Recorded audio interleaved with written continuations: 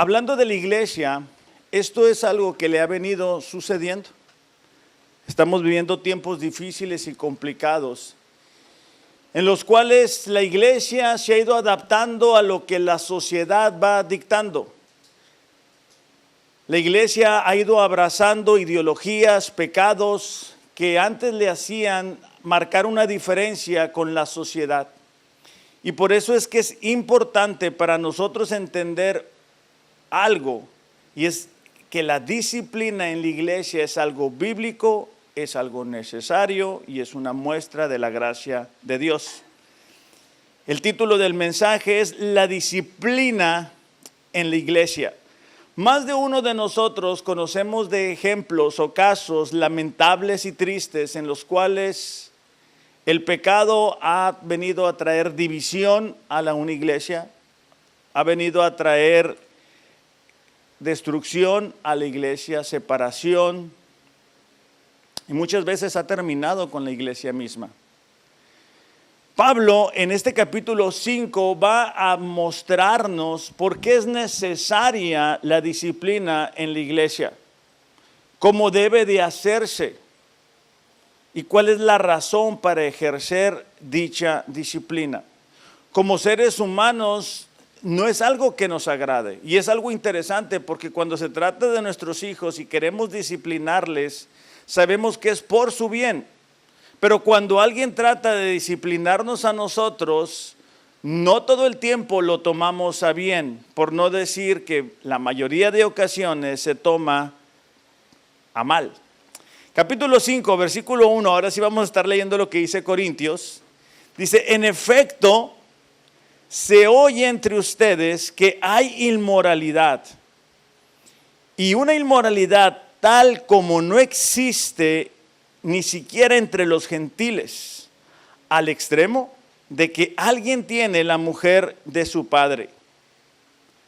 Ustedes, dice, se han vuelto arrogantes en lugar de verse entristecidos para que el que de entre ustedes ha cometido esta acción fuera expulsado del medio de ustedes. Pues yo por mi parte, aunque ausente en cuerpo, pero presente en espíritu, como si estuviera presente, ya he juzgado al que cometió tal acción. En el nombre de nuestro Señor Jesucristo, cuando estén reunidos y yo con ustedes en espíritu, con el poder de nuestro Señor Jesús, entreguen a ese tal a Satanás para la destrucción de su carne, a fin de que su espíritu sea salvo en el día del Señor Jesús.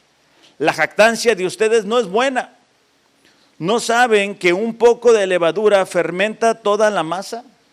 Limpien la levadura vieja para que sean masa nueva, así como lo son en realidad, sin levadura.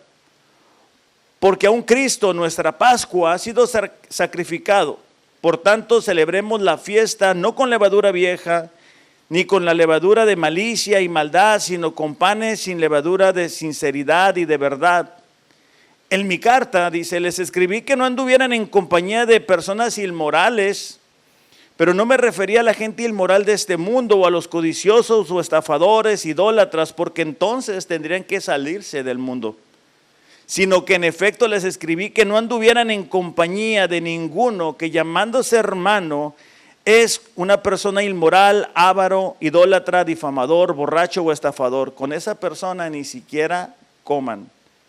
Pues, ¿por qué he de juzgar yo a los de afuera? ¿No juzgan ustedes a los que están dentro de la iglesia? Pero Dios juzga a los que están fuera. Expulsen al malvado entre ustedes. Con este ejemplo del síndrome de la rana, yo quería ilustrarles cómo muchas veces el pecado se introduce en la iglesia de una forma sutil que es imperceptible, y nos vamos acostumbrando y nos vamos adaptando a ello. La iglesia de Corinto era la que debería de marcar una diferencia entre una sociedad pagana y la santidad que Dios pide de su iglesia. Lo interesante es que Pablo dice que es muy conocido por todos la clase de pecado que ellos están realizando. Otras versiones dice Pablo, me cuesta trabajo creer lo que está sucediendo. Isaías 5:18 parece describir las condiciones de nuestra sociedad. Dice, qué aflicción para los que arrastran sus pecados con sogas hechas de mentiras, que arrastran detrás de sí maldad como si fuera una carreta. Esto está describiendo, ¿verdad?, cómo ellos van viviendo una vida de pecado y una vida de consecuencias a ese pecado van arrastrando. Hasta se burlan de Dios diciendo, apresúrate, haz algo. Queremos ver lo que puedas hacer. Que el Santo de Israel lleve a cabo su plan porque queremos saber qué es. Es impresionante cuando vemos una sociedad como la nuestra que se levanta en contra de lo que Dios ha diseñado, lo que Dios ha dicho que es una familia, lo que Dios ha dicho que es un hombre, lo que Dios ha dicho que es una mujer. Versículo 20, qué aflicción para los que dicen que lo malo es bueno y lo bueno es malo, ¿verdad? Estamos en una sociedad, ¿verdad?, que en la cual tú quieres defender la palabra y a eso le llaman malo, y que en el nombre de lo que ellos han denominado la inclusividad aceptan lo que Dios condena. Dice que la oscuridad es luz y la luz es oscuridad, que lo amargo es dulce y lo dulce es amargo. Qué aflicción para los que se creen sabios en su propia opinión y se consideran muy inteligentes. Qué aflicción para los que son campeones a la hora de beber vino y se jactan de la cantidad de alcohol que pueden tomar. Aceptan sobornos para dejar en libertad a los perversos y castigan a los inocentes. Esa es la sociedad que a nosotros nos está tocando vivir. Ahora, la iglesia de Corinto estaba enfrentando lo que enfrentan todas las iglesias, el pecado. El pecado de uno de los miembros de dicha iglesia se había hecho famoso en una sociedad que necesitaba que la iglesia se levantara como esa columna y baluarte que Pablo dice que es la iglesia. Ahora, esta tarde vamos a ver 4 aspectos de dicha disciplina. El primero de ellos es la necesidad de la disciplina. O sea, es decir, ¿por qué se necesitaba disciplinar a este miembro de la iglesia? El versículo 1 y 2 dice, en efecto se oye que hay entre ustedes inmoralidad, y una inmoralidad como no existe ni siquiera entre los gentiles. Es decir, la gente que no conocía a Dios ni siquiera se atrevía a hacer lo que este cristiano estaba haciendo. Al extremo de que alguien dice, tiene la mujer de su padre. Y ustedes se han vuelto arrogantes en lugar de haberse entristecido. Esta palabra inmoralidad, otras versiones dice fornicación, viene de la palabra porneía, de donde surge la palabra pornografía en nuestros tiempos, y se refiere a cualquier actividad sexual ilícita. En este caso era un miembro de la iglesia de Corinto que estaba teniendo una relación fuera de la voluntad de Dios con la que era su madrastra. Levítico 18, versículos 7 y 8 nos marca qué es lo que Dios dice al respecto de esto. Dice, no deshonres a tu padre teniendo relaciones sexuales con tu madre. Ella es tu madre. No deberás tener relaciones sexuales con ella. Versículo 8. No tengas relaciones sexuales con ninguna de las esposas de tu padre, porque eso deshonraría a tu padre. Si nos brincamos al versículo 29, dice, cualquiera que cometa alguno de estos pecados detestables será excluido de la comunidad de Israel. Es decir, aquella persona que fuera encontrada cometiendo este pecado debería de salir del grupo de Israel para no traer las consecuencias de la desobediencia a la voluntad de Dios. La iglesia de Corinto, lejos de lamentarse por esta situación, Ellos se sentían muy orgullosos. Ellos pensaban que los dones y los talentos que Dios les había dado eran la marca distintiva y que no necesitaban corregir el pecado. En nuestros tiempos no es muy diferente. Hay muchas iglesias que aceptan el pecado entre sus miembros y no pasa nada, con el propósito de tener los auditorios llenos y que la gente piense que están en una buena relación con Dios. Es también común y lamentable cuando escuchamos de casos en el liderazgo donde se descubre el pecado, pero no se hace nada para que la gente no se desilusione y lo hacen, como se dice comúnmente, en lo oscurito. Una palmada en la mano parece ser lo suficiente para atender el pecado. Ahora, cuando leemos estos versículos, tres cosas parecen evidentes.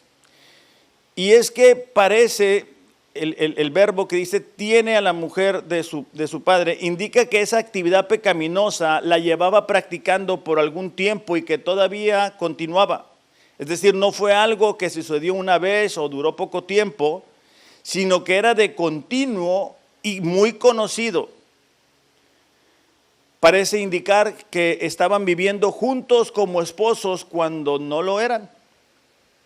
La segunda es que, puesto que no se les acusa de adulterio, la relación entre el hijo y la madrastra probablemente había causado que ella se divorciara del padre.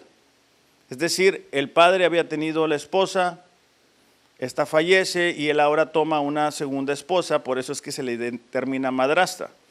En aquel momento ninguno de los dos estaba legalmente casado.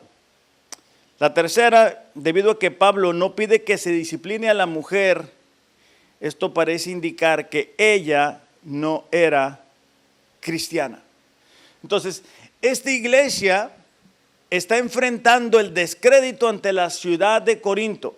De hecho, la ley romana prohibía que alguien tomara a su madrastra y tuviera relaciones con ella. O sea, ni siquiera los no creyentes cometían esta clase de pecado. Y esta iglesia, lejos de querer corregir, ellos estaban viviendo como si no pasara nada. Ellos estaban muy tranquilos, ellos pensaban que Dios no se iba a dar cuenta. El problema es que no únicamente la ciudad se daba cuenta y traía descrédito, sino que Dios se había dado cuenta. Y volvemos a lo mismo, ¿verdad? Muchas veces en aras del amor, ¿verdad? Porque tenemos esa idea que si nos disciplinan no hay amor en la iglesia y entonces queremos hacer nuestra voluntad. No nos damos cuenta que el pecado se va a caminar por la iglesia. En Apocalipsis capítulo 2, versículo 29, de hecho a partir del capítulo 2 y capítulo 3 vemos la descripción de las 7 iglesias.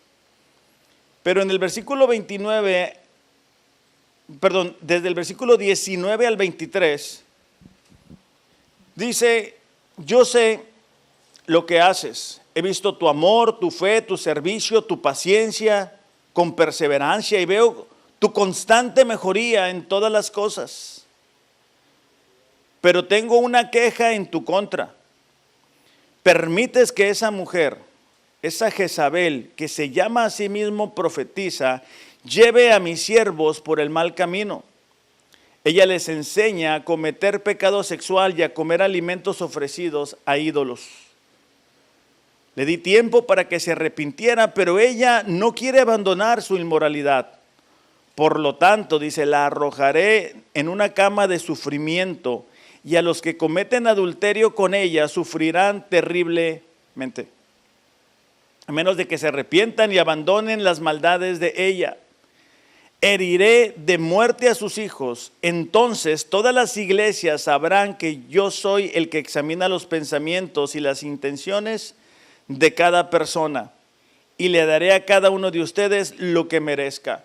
Entonces nos damos cuenta que esta iglesia de Apocalipsis está siendo corregida por Dios y por esa falsa enseñanza que llevaba a cometer a los miembros de la iglesia inmoralidad sexual.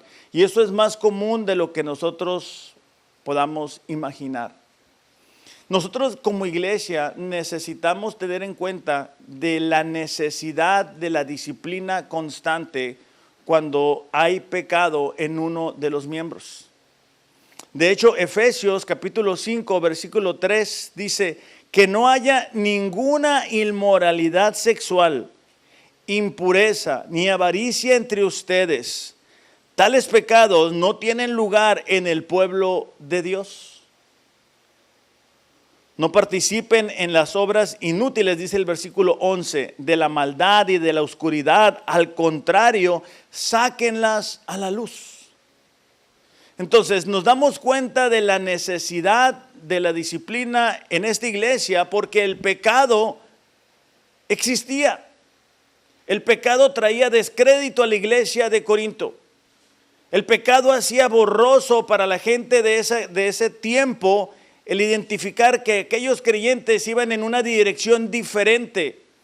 Recordemos que habíamos dicho que Corinto se distinguía por la inmoralidad sexual, pero ellos dentro de la iglesia estaban tan acostumbrados que comenzaron a decir, bueno, no pasa nada si alguien vive en pecado y luego viene el domingo como si nada. Es común ver iglesias, ¿verdad?, donde los servidores un día antes están tomando y al día siguiente están sirviendo como si no pasara nada. Viven una vida de inmoralidad, de pecado y luego el domingo vienen como si no pasara nada. Y sí pasa. No podemos creer que el ser cristianos es venir únicamente el día domingo como si los otros 6 días no importara nuestra conducta o Dios no la viera. La palabra es clara cuando dice que hemos sido llamados de las tinieblas a su luz admirable para anunciar las virtudes de aquel que nos llamó. El llamado que Dios nos ha dado no es un llamado a asistir a algún lugar el día domingo. El llamado que Dios nos ha dado es tomar nuestra cruz todos los días y seguirle. Entonces la iglesia, como el ejemplo que daba al inicio, se había acostumbrado al pecado, ya no le asustaba y era algo muy común. Entonces, la necesidad era porque el pecado estaba ahí. Pero vamos a ver el método de la disciplina. Es decir, no es únicamente identificar la necesidad, sino también el método de la disciplina. Y antes de brincar al método de la disciplina, quiero ilustrar esto porque creo que nos va a ayudar a entender la necesidad de la disciplina. Hay personas, y yo me incluyo, que no nos gusta ir al doctor. Que no nos gusta ir al doctor porque luego nos van a dar una lista de todas las cosas que estamos mal. Y se cree, ¿verdad?, que si no vas al doctor, pues no te vas a enterar que estás enfermo y entonces no va a pasar nada. Y es como cuando vas al doctor y te dicen, ¿sabes qué? Traes esto y dices, ¿ves? Por eso no quería venir. Pero no es que si no vamos al doctor no estamos enfermos. Es que si no vamos al doctor no nos vamos a dar cuenta que estábamos enfermos. Bueno, habiendo dicho esto, vamos a ver el método de la disciplina. Dice, para que el que de entre ustedes ha cometido esta acción fuera expulsado de el medio de ustedes. Yo por mi parte, aunque ausente en cuerpo, pero presente en espíritu, como si estuviera presente, ya he juzgado al que cometió tal acción. En el nombre de nuestro Señor Jesús, cuando estén reunidos y yo con ustedes en espíritu, con el poder de nuestro Señor Jesús, entreguen a ese tal a Satanás para la destrucción de su carne, a fin de que sea su espíritu salvo en el día del Señor Jesús. Ahora, cuando se encuentra el pecado en uno de los miembros de la iglesia, ¿qué es lo que la iglesia tiene que hacer? Cuando el miembro de la iglesia quiere continuar con esa conducta de pecado y no le importa lo que la palabra de Dios dice, lo que debe de suceder es que dicho miembro sea removido de la iglesia. Es el mismo patrón que encontramos en Mateo 18, en los versículos del 15 en adelante. Dice, si un creyente peca contra ti háblale en privado y hazle ver su falta. Si te escucha y confiesa el pecado, has recuperado a esa persona. Es decir, cuando tenemos un conflicto con alguno de los miembros de la iglesia, lo primero que debemos hacer es ir con esa persona, no ir con alguien más, sino ir con la persona con la que tenemos el conflicto. Dice, pero si no hace caso, toma a uno o dos más contigo y vuelve a hablarle, para que los 2 o 3 testigos puedan confirmar todo lo que digas. ¿Ok? Tenemos un problema con alguien, lo que deberíamos de hacer es ir con esa persona primero, no ir con alguien más para hacer más grande la cosa, sino ir con quien tenemos el conflicto. Si la persona nos escucha, hemos recuperado a esa persona. Si la persona no nos escucha, lo óptimo es traer a alguien más para que quede atestiguado todo lo que se ha dicho ahí. ¿Por qué? Porque cuando alguien está viviendo en pecado y se va después de la iglesia, 99.99999 es culpa del pastor. Se van porque no hay amor, supuestamente. Entonces, lo que se está buscando es cuidar la integridad de la iglesia y que se eviten malos entendidos. Si aún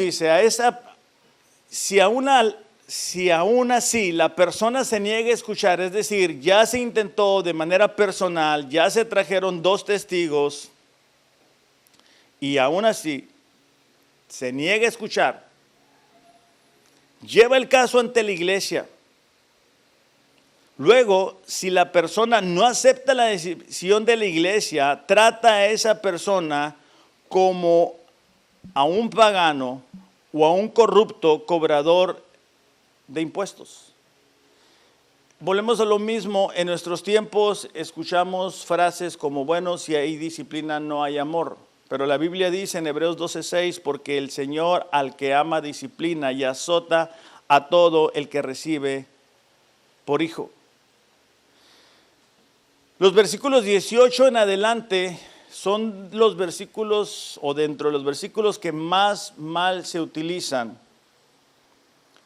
porque se utilizan para justificar el atar demonios y espíritus y cuanta cosa, pero no tiene nada que ver con eso. Aquí Jesús le está dando una instrucción a los discípulos de cómo deben de manejar la disciplina en la iglesia. Primero vas con la persona, luego llevas testigos, y si la persona continúa en su deseo de hacer algo fuera de la voluntad de Dios, entonces se lo dices a la iglesia y le dices a la iglesia, fulanito no es cristiano, no se comporta como un cristiano, ya fuimos, ya le mostramos la escritura, ya le mostramos lo que dice y quiere hacer su voluntad, ya no va a ser parte de lo que nosotros estamos haciendo aquí. Versículo 18, en verdad les digo que todo lo que ustedes aten en la tierra será atado en el cielo, y todo lo que desaten en la tierra será desatado en el cielo. No hay demonios, no hay espíritus, no hay nada referente aquí. Aquí lo que se está diciendo es que la decisión que la iglesia toma acerca de una indisciplina de uno de sus miembros es la autoridad que Dios le ha entregado a la iglesia. No está hablando de amarrar ni de atar, como a veces lo hemos escuchado, ¿verdad? Que atamos el espíritu de no sé qué y lo amarramos y lo desamarramos y le hacemos un nudo ciego. No, aquí no está hablando de eso. Y aquí está hablando de una disciplina en la iglesia, de cómo debe de funcionar. No ha cambiado de tema. Además les digo que si 2 de ustedes se ponen de acuerdo sobre cualquier cosa que pidan aquí en la tierra, les será hecho por mi Padre que está en los cielos. Está hablando de la disciplina. Es decir, cuando esas 2 personas que han hablado con esta otra persona que está viviendo en desobediencia, dicen, ¿sabes qué? X, fulanito, está viviendo de tal forma que no honra la vida cristiana, Dios pone su sello porque ha dado esa autoridad a la iglesia. Donde 2 o 3 están reunidos en mi nombre, ahí estoy yo en medio de ellos. continúa hablando de lo mismo.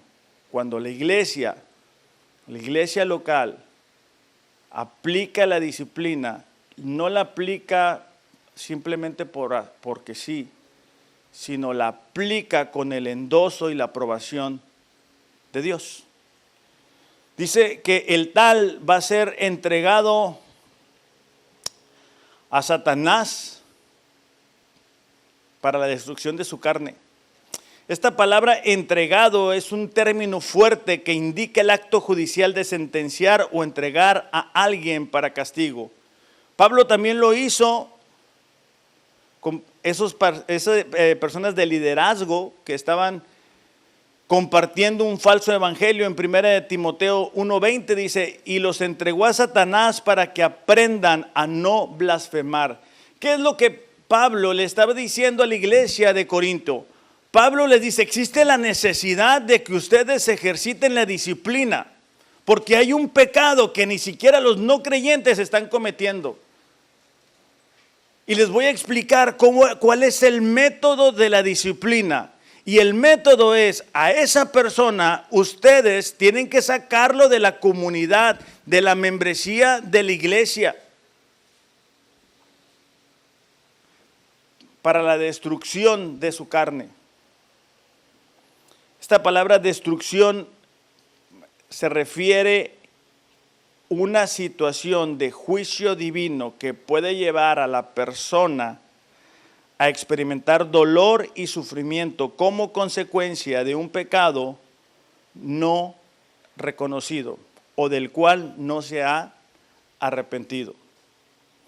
Entonces, nos damos cuenta que Pablo está queriendo salvaguardar la salud de la iglesia, porque identifica la necesidad y les está dando un método que Jesús le había dado a los discípulos cuando les dice, hey, cuando alguien cometa algo contra ti, este es el método, vas con la persona, llevas testigos, si no reacciona, trátalo como una persona que no es creyente porque no se somete a la autoridad de la iglesia.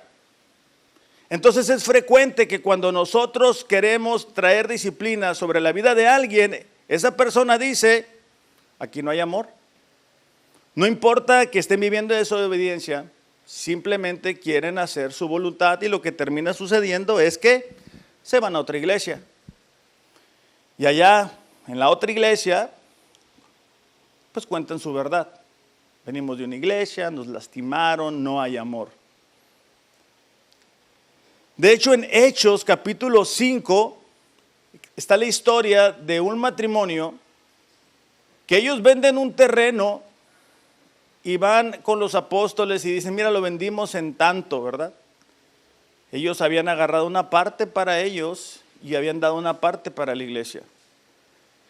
El problema no es lo que agarraron o no agarraron, porque Pedro les dice, miren, cuando no lo habían vendido era de ustedes.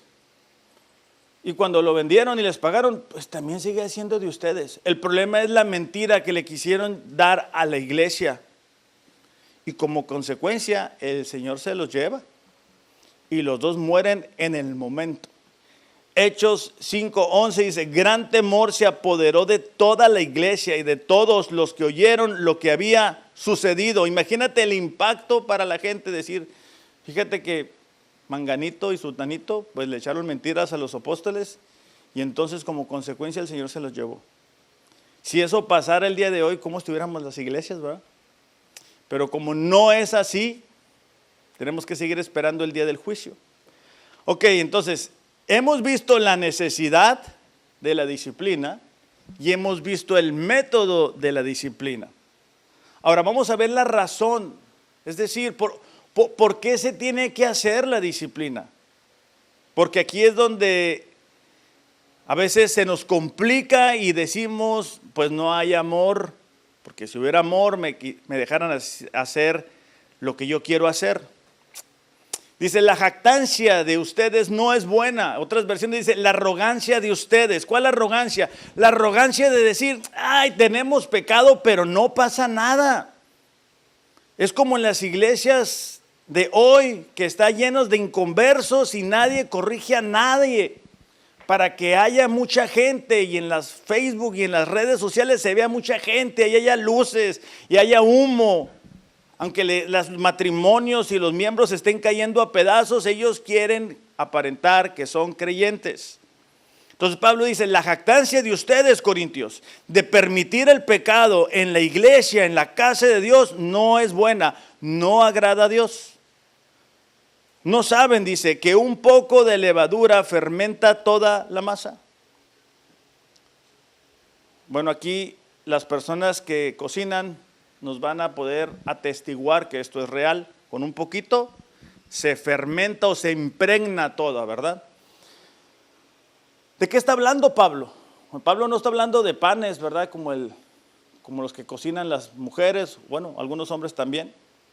Pablo lo que está diciendo, ustedes son permisivos en un pecado, corintios, y toda la iglesia se va a impregnar de esa maldad. Ustedes son permisivos con alguien y le tapan el pecado, un pecado que es flagrante, y al rato toda la iglesia va a estar llena de pecados.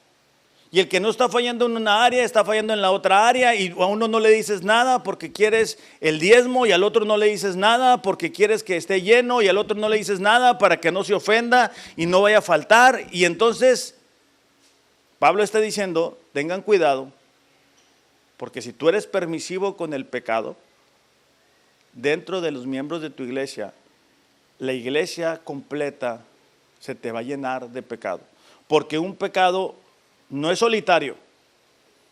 Un pecado siempre lleva un amigo. Más pecado. Y para hacer otro pecado es más pecado, y ahí se va haciendo más grande. Y entonces, gente que nos conoce, dicen, oye, pero yo conozco a Manganito y yo sé que es bien tranza, es bien de esto, es bien aquello, y va a la iglesia. Entonces, ¿qué piensa la gente? Todos los de la iglesia son así. Cuando un pastor cae, cuando el liderazgo cae de una iglesia, trae descrédito a la iglesia en general, porque no podemos desmarcarnos de eso y decir, bueno, nosotros somos diferentes, nosotros sí hacemos las cosas bíblicamente. Y por eso es que es tan delicado entender la importancia de la disciplina. Pero como mencionaba al principio, nos vamos acostumbrando a eso. Es común en Rosarito, ya se dividió otra iglesia, mira, el pastor hizo esto, mira, esta persona que antes estaba en esta iglesia ahora está en aquella iglesia. ¿Por qué? Porque le corrigieron del pecado y es más fácil brincarse de iglesia, y nos acostumbramos a eso. Y Cristo no murió en la cruz para tener una iglesia así. Al inicio de la reunión tomamos la Santa Cena porque tenemos la expectativa de que un día el Señor va a regresar por sus hijos. Y deberíamos de estarnos santificando en ese temor reverente, decir, Señor, cuando tú llegues yo no quiero pasar una vergüenza. Pero esta iglesia se había acostumbrado y había dicho, no pasa nada, hombre. Sí, está el pecado, pero mira, tiene muchos talentos, tiene muchos dones. Vamos a ponerlo a servir para que se emocione, para que se motive, para que le eche ganas. Versículo 7 dice, limpien la levadura vieja para que sean nueva masa, así como lo son en realidad sin levadura. Pablo está diciendo, quiten esa forma de vivir que tenían antes de ser cristianos. Otra vez, vivimos en los tiempos en los cuales queremos tener un pie, bueno, nosotros no, pero la mayoría de gente, un pie en la iglesia y un pie en el mundo. Un pie en la iglesia para estar seguros que si el Señor viene, nos vamos a ir con Él, pero un pie en el mundo para seguir haciendo o cometiendo los pecados. Pero eso no existe. Por eso es que Pablo dice, limpien la levadura vieja. Es decir, quiten el pecado de ustedes. El pueblo de Israel había conocido esta ceremonia de la Pascua. Cuando ellos van a salir de Egipto después de haber vivido muchos años en esclavitud, el Señor les dice, miren, van a agarrar la sangre del cordero y van a el marco de su casa lo van a pintar de sangre para que cuando pase el ángel de la destrucción no toque sus casas. Éxodo 12:23 dice, pues el Señor pasará por la región para herir de muerte a los egipcios. Pero cuando él vea la sangre en la parte superior y en ambos lados del marco de la puerta, el Señor pasará esa casa de largo. No permitirá que su ángel de la muerte entre en las casas de ustedes y los hiera de muerte. Entonces él les había dicho, se van a llevar pan, pero sin levadura. Es interesante porque el pan representaba el sustento de la vida y la Pascua y el Éxodo representaban la liberación de la vida antigua, o sea, es decir, la vida que habían llevado en Egipto y la entrada a la nueva vida, a la tierra prometida. Entonces la levadura estaba representando la antigua manera de vivir, las costumbres que habían tenido en Egipto, toda la idolatría, todo el desenfreno sexual. En consecuencia, mientras ellos estaban saliendo de Egipto y durante las siguientes celebraciones de la Pascua, el Señor les mandó que trajeran esa costumbre siempre presente de recordar que ellos habían salido de Egipto. Hay quien dice, ¿verdad? Israel salió de Egipto, pero Egipto nunca salió de Israel. Y esto nos hace reflexionar de cómo Dios nos saca del mundo, pero muchas veces el mundo sigue viviendo en nuestros corazones y por eso batallamos, aunque seamos cristianos, en saber cómo conducirnos, cómo vivir, cómo pensar, cuáles prioridades tener. ¿Por qué? Porque seguimos viviendo para el mundo. Queremos tener, como les decía hace rato, ¿verdad?, lo mejor de las dos partes. Estar bien con Dios, estar bien con el mundo, disfrutar del pecado, pero también tener a Dios para cualquier cosa de emergencia, pero seguir haciendo nuestra voluntad, pero también tener a Dios. Y eso no existe, iglesia. Entonces, la razón por la cual Pablo está mandándole a la iglesia a traer disciplina sobre este miembro es para que el pecado no se expanda. Es para evitar, ¿verdad?, que el pecado camine por toda la iglesia. No sé cuántos de ustedes conocen a alguien con cáncer. Pero cuando alguien tiene cáncer en alguno de sus órganos o en alguna parte, lo que los doctores hacen es quitar esa parte para que el cáncer no camine. Eso no es un acto de crueldad, es un acto de amor y es un intento para evitar que el cáncer consuma el cuerpo completo de esta persona. Es lo mismo que sucede con la iglesia. Cuando se realiza o se aplica la disciplina, es por amor. Es por amor a esa persona, porque sabemos que el pecado va a traer destrucción. No podemos engañar a Dios. Y cuando no se atiende el pecado en la vida de una persona, lo que va a terminar sucediendo es que el pecado camina hacia la vida de los demás. Versículo 8 dice, por tanto, celebremos la fiesta no con la levadura vieja ni con la levadura de malicia y maldad, sino con panes sin levadura de sinceridad y de verdad. ¿De qué está hablando aquí Pablo? Bueno, Pablo está diciendo, miren, en Cristo ustedes son nuevas criaturas. Tienen la capacidad de vivir de una manera diferente. No traigan los hábitos, no traigan las costumbres a su vida de cristianos.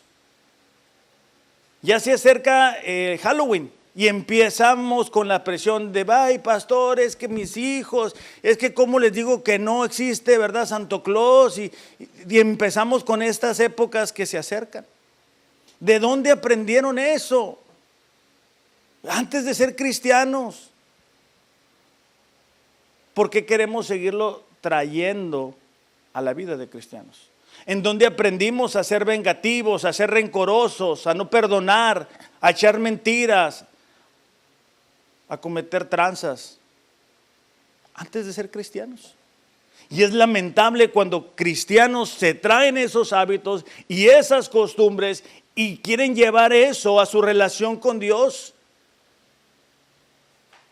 No debería de ser así, iglesia, sino que deberíamos de celebrar que Jesús pagó el pago de nuestros pecados y que nos habilitó para vivir de una manera diferente cuando nosotros reconocemos el sacrificio que se hizo en la cruz, pero se pagó un alto precio como para que nosotros digamos, no, pues déjame seguir jugando aquí al pecado, ¿verdad? O sea, sí quiero el perdón de Dios, o sea, sí quiero estar bien, pero también quiero hacer mi voluntad. Pero no me hables de un compromiso con la iglesia. No, eso déjamelo aparte, ¿verdad? No me hables de que tengo que leer la Biblia. No me digas, ¿verdad?, que tengo que ser humilde. No, dime las promesas, lo bueno, ¿verdad? Y eso no funciona así, iglesia.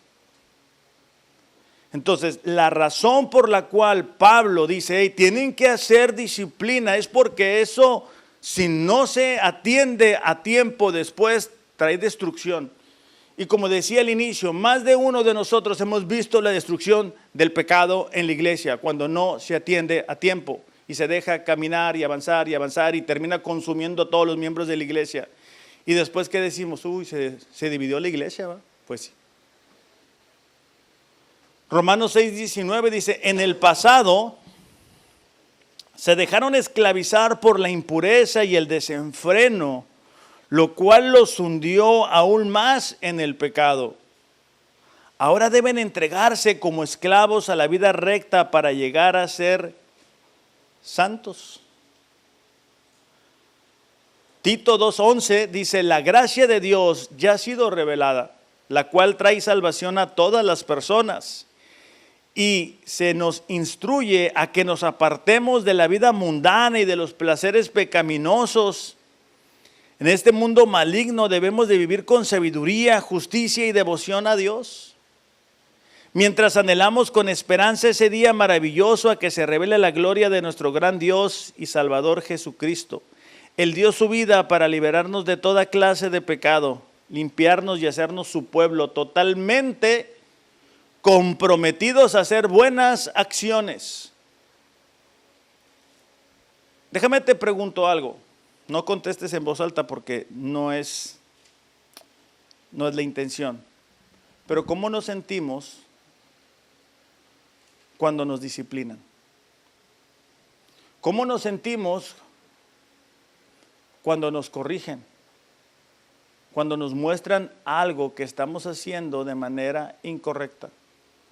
¿Lo sentimos como un acto de amor de parte de la iglesia? ¿O lo sentimos como un acto de crueldad y de maldad?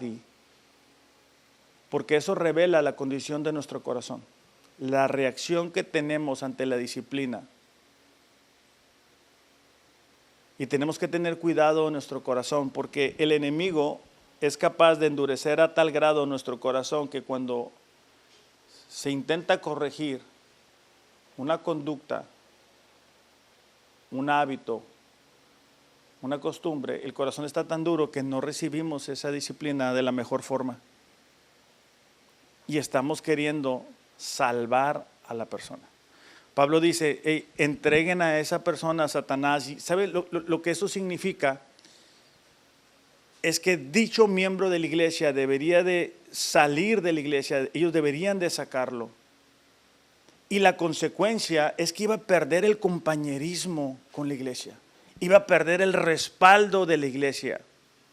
Y es que no nos damos cuenta que cuando estamos en comunión, cuando somos parte de la iglesia, ahí está Dios moviéndose, que estamos respaldados por los demás miembros de la iglesia.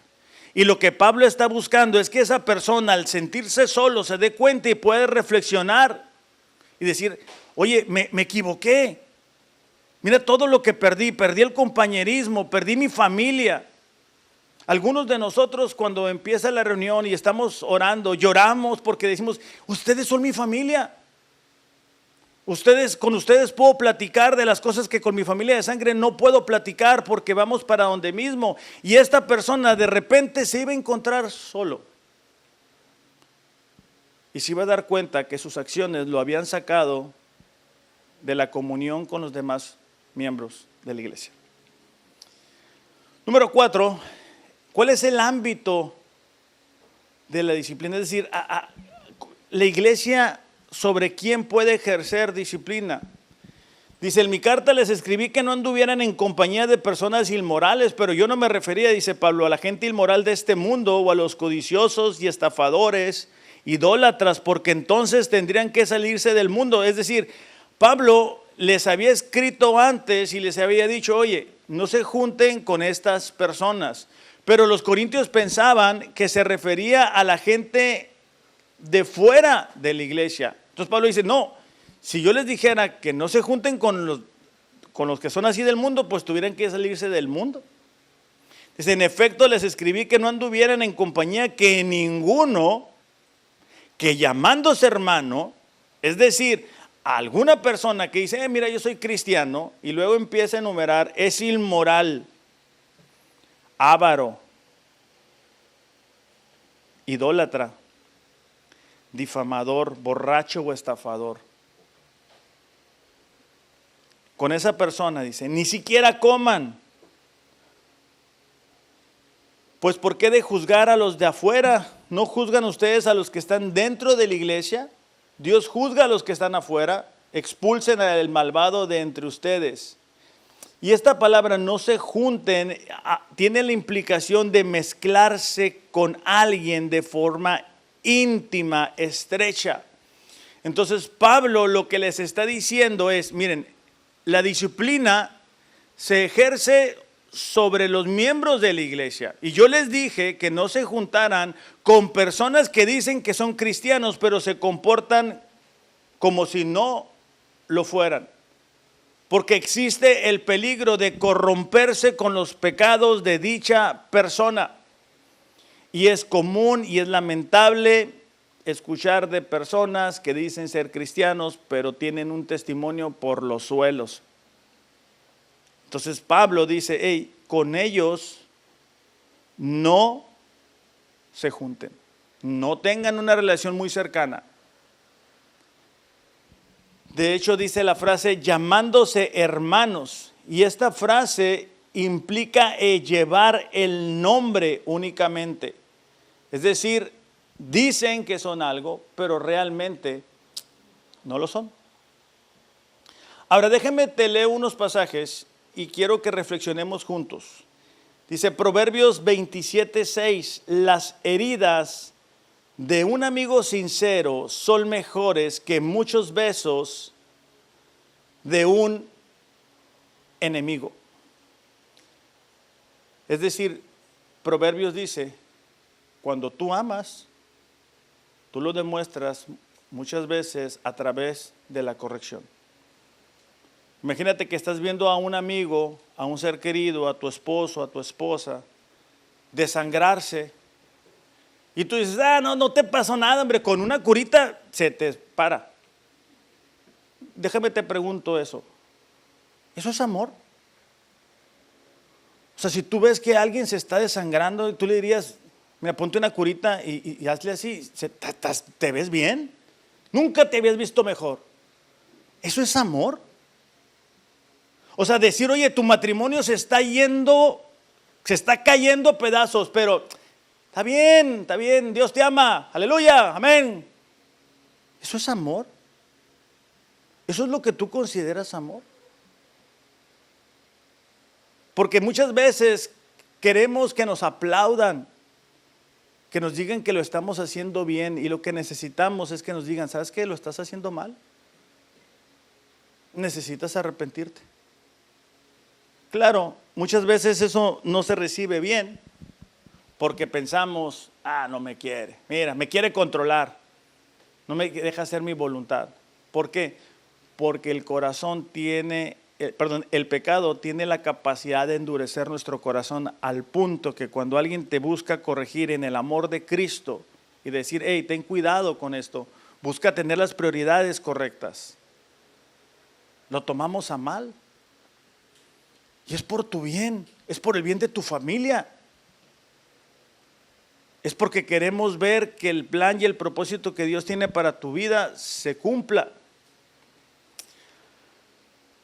En 2 de Corintios, capítulo 2, parece que volvemos a encontrar la misma historia, pero ahora ya la cosa se compuso. Dice, la mayoría de ustedes, en el versículo 6, la mayoría de ustedes se le opusieron y eso ya fue suficiente castigo. No obstante, ahora es tiempo de perdonarlo y consolarlo. De otro modo, podría ser vencido por el desaliento. Esta historia, estos versículos parecen ubicarnos en la historia de aquella persona que por amor, Pablo dice que hay que disciplinarlo. Ahora les dice, hey, ¿saben qué? Ya fue suficiente. Esta persona ya se arrepintió. Y es que la disciplina en la iglesia busca eso. Busca que hagamos los cambios necesarios de tal manera que no corramos peligro ni nosotros ni la gente que nos rodea. Entonces, iglesia, de ahí la importancia para nosotros de ejercer disciplina. No es un acto de crueldad, es un acto de amor. No únicamente para el que está siendo disciplinado o el que va a ser disciplinado, sino también para los demás miembros de la iglesia que queremos salvaguardarlos, protegerlos. Vamos a orar. Padre, te damos gracias en esta tarde. Señor, gracias porque tu palabra nos muestra la necesidad de la disciplina, el cómo realizar dicha disciplina, cómo aplicarla, Dios, y la razón para hacerlo. Yo te pido por cada uno de nosotros, para que tú nos ayudes a tener un corazón humilde, para cuando seamos corregidos, responder, Padre, de la manera correcta, entendiendo y comprendiendo que es tu amor y es tu misericordia extendiéndose sobre nuestras vidas y buscando, Padre, que no experimentemos de las consecuencias del pecado. Te pedimos, Señor, para que tú nos ayudes a ser esa iglesia que deseas que seamos, una iglesia sin mancha y sin arruga. En el nombre de Jesús. Amén.